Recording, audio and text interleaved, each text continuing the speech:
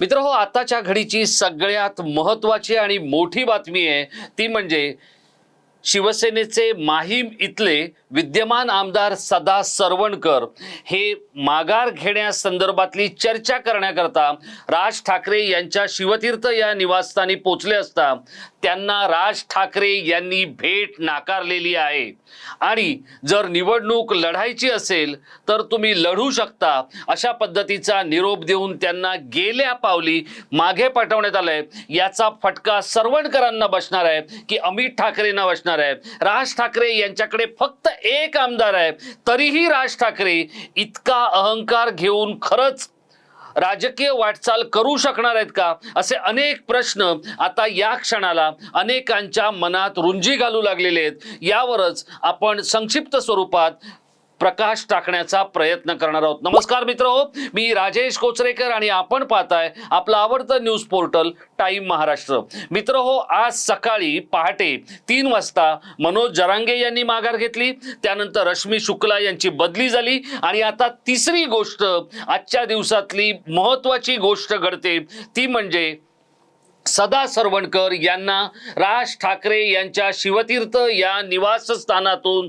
अपमानित होत परत फिरावं लागलेलं आहे। हा सदा सरवणकर यांच्यासाठीचा अपमान आहे की सदा सरवणकर ज्या शिवसेना एकनाथ शिंदे गटाचं किंवा एकनाथ शिंदे यांच्या पक्षाचं प्रतिनिधित्व करतात त्या मुख्यमंत्री एकनाथ शिंदे यांचा अवमान आहे, हे आता बघणं यासाठी आणखी काही काळ प्रतीक्षा करावी लागणार आहे। माहीम विधानसभा मतदारसंघ हा गेले काही दिवस चर्चेत राहिलेला आहे आणि याचं सगळ्यात प्रमुख कारण काय आहे तर या मतदारसंघातून अमित राज ठाकरे हे राज ठाकरे यांचे सुपुत्र इथून निवडणूक लढतायत। इथे विद्यमान आमदार आहेत सदा सरवणकरांनी ही निवडणूक लढवू नये असा दबाव आणि असा पवित्रा हा भाजपच्या काही नेत्यांनी घेतला होता। त्यामध्ये सगळ्यात आघाडीवर कोण होते तर ते मुंबई भाजपचे अध्यक्ष आणि राज ठाकरे यांचे मित्र आशिष शेलार होते। आशिष शेलार यांनी हा मुद्दा उपस्थित केल्यानंतर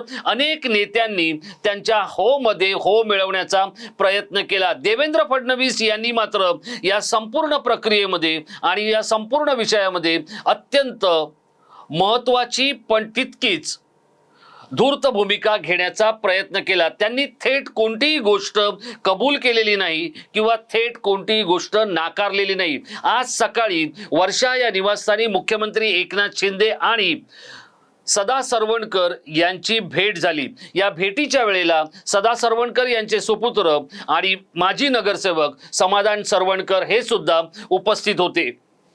मुख्यमंत्री एकनाथ शिंदे यांनी सदा सरवणकर यांच्याकडून इथली संपूर्ण सामाजिक आणि पक्षीय समीकरणं समजून घेतली आणि त्यानंतर सदा सरवणकर यांनी जे मुद्दे समजवले ते एकनाथ शिंदे यांना काही प्रमाणात पटलेले होते आणि ते मुद्दे जाऊन त्यांनी राज ठाकरे यांना अत्यंत विनम्रपणे समजवावेत अशा पद्धतीच्या सूचना या सदा सरवणकर यांना देण्यात आल्या होत्या। सदा सरवणकर यांनी याआधी शिवसेनेबरोबर बंडखोरी केलेली होती। ती बंडखोरी त्यांनी करत असताना काँग्रेसचा तिरंगा हाती घेतला होता, पण तेव्हा त्यांचा या मतदारसंघामध्ये पराभव झाला होता। हा मतदारसंघ हा मनसेचा मतदारसंघ म्हणून ओळखला जातो। हे जरी खरं असलं तरी हा शिवसेनेचा बालेकिल्ला आहे, हे नाकारून चालणार नाही। या मतदारसंघामध्ये शिवसेना भवन येतं, या मतदारसंघामध्ये राज ठाकरे यांच्या मनसेचा राजगडही येतो आणि याच मतदारसंघामध्ये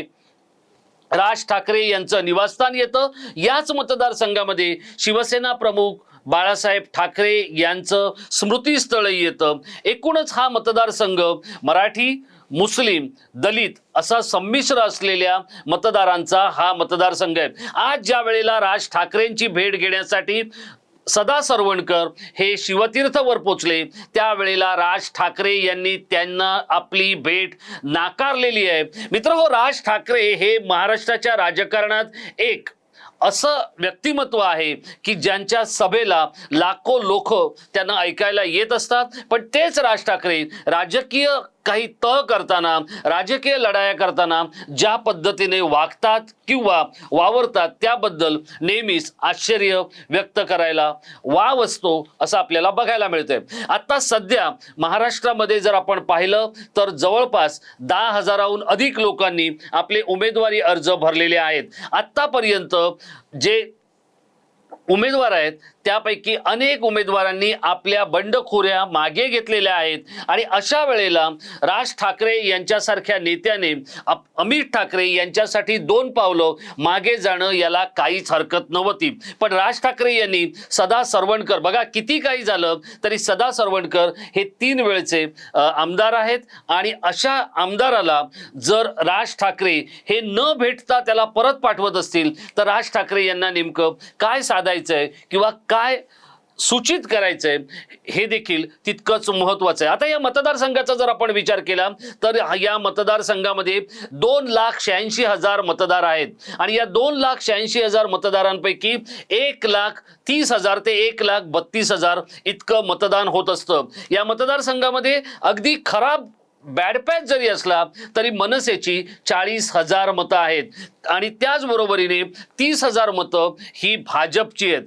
पण या मतदारसंघामध्ये उद्धव बाळासाहेब ठाकरे यांची देखील ताकद आहे. फक्त उद्धव ठाकरे यांच्या गटाचं किंवा त्यांच्या शिवसेनेचं जर काही गणित चुकलं असेल तर ते काय चुकलं तर विशाखा राऊत यांनी कौटुंबिक कारणामुळे ही निवडणूक लढवण्याचं टाळलेलं आहे आणि त्यामुळे काहीसा सुमार दर्जाचा उमेदवार इथून हा द्यावा लागलाय शिवसेना उद्धव बाळासाहेब ठाकरेंना.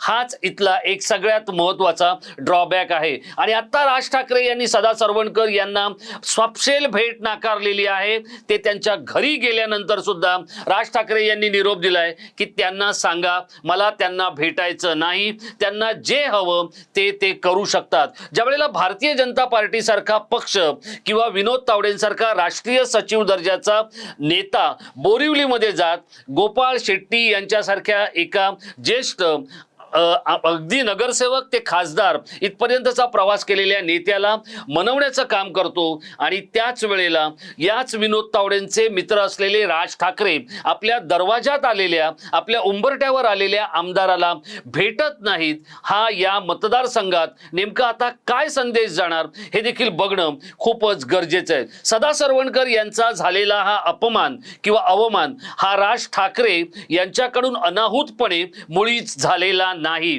राज ठाकरे यांनी अत्यंत योजनाबद्ध पद्धतीने हे सगळं केलेलं आहे. याचं कारण असं आहे की स्वतःची 40,000 मतं आणि भाजपची 30,000 मतं अशा 70,000 मतांचा हिशेब राज ठाकरे यांनी मांडलेला आहे आणि त्यामुळेच सदा सरवणकर यांच्या आव्हानामध्ये फारसा जोर नाही असं कदाचित राज ठाकरे यांच्या थिंक टँकने त्यांना समजवलेलं असावं आणि त्यामुळेच आता सदा सरवणकर यांना हात हलवत परत यावं लागलेलं आहे आणि त्यामुळे सदा सरवणकर हे आता निवडणूक लढवण्यासाठी मोकळे झालेले आहेत. आता हीच गोष्ट जर एकनाथ शिंदे यांच्यापर्यंत जी आता पोहोचली आहे तर त्यांच्या काही आमदारांशी आपण अल्पावधीत बोलल्यानंतर त्यांच्या आमदारांचं म्हणणं असं होतं, जे काही आपलं नाव न सांगण्याच्या अटीवर जे आमदार माझ्याशी बोलले त्यांचं म्हणणं असं होतं की राज ठाकरे हे मोठे नेते आहेत, ते क्राऊड पुलर नेते आहेत, पण एक आमदार जो विद्यमान आमदार आहे, जो इतकी वर्ष राजकारणात सहकारी असलेला आपला एखादा परिचित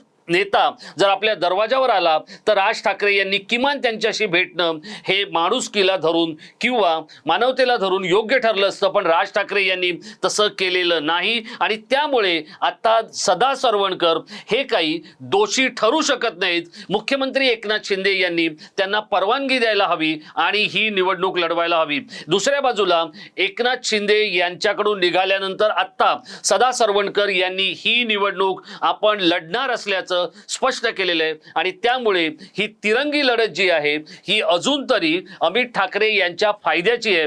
पण आज जो अपमान राज ठाकरे यांच्या शिवतीर्थ या निवासस्थानी सदा सरवणकर यांचा झालेला आहे तो अपमान पाहता जे लोक सरवणकरांना मानतात किंवा जे लोक मराठी नेता म्हणून मानतात किंवा या सगळ्या लोकांची परिचित आहेत, ही सगळी माहीममधली जनता आता नेमकी काय रिॲक्ट होणार याकडे सगळ्यांचं लक्ष लागलेलं आहे. राज ठाकरे यांच्या स्वभावाचं हे वैशिष्ट्य आहे की सुंब जळला तरी पीळ उसवत नाही असं म्हटलं जातं, पण शरद पवार किंवा उद्धव ठाकरे यांच्यासारखे मोठे नेते सुद्धा की ज्यांच्याकडे 50-50 आमदार होते किंवा त्यांची ते निवडून आणण्याची क्षमता आहे, असे नेते सुद्धा 2 पावलं मागे जाऊन निवडणुकीची राजकीय गणितं मांडतायत. त्यावेळेला कल्याण ग्रामीण मधल्या राजू पाटील यांच्या एकमेव आमदार असा अपवाद असलेल्या राज ठाकरे यांनी आज ज्या पद्धतीचं वर्तन केलेलं आहे ते पाहता याचा फायदा हा सरवणकरांना होणार आणि फटका ठाकरेंना बसणार, म्हणजे अमित ठाकरेंना बसणार का हे बघणं खूपच औत्सुक्याचं ठरलेलं आहे.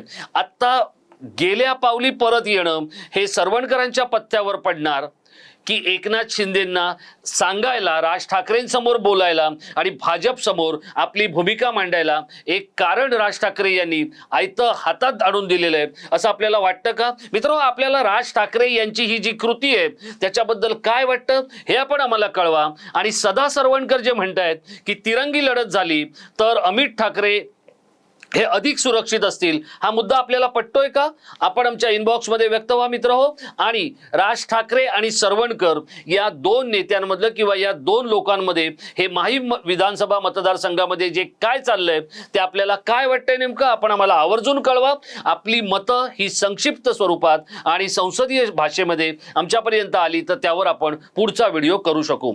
मित्र, हा व्हिडिओ आपण शेवटपर्यंत पाहिला असेल असं मी गृहीत धरतो किंवा असं मी समजतो. तो जर आवडला असेल तर तो लाईक करून शेअर करायला विसरू नका. पुढचा विषय आम्ही घेऊन येईपर्यंत आपण टाइम महाराष्ट्राच्या समाज माध्यमाच्या सगळ्या प्लॅटफॉर्मवर आमच्याबरोबर कनेक्ट राहा. आपली निराशा होणार नाही इतकंच सांगतो आणि इथेच थांबतो. धन्यवाद.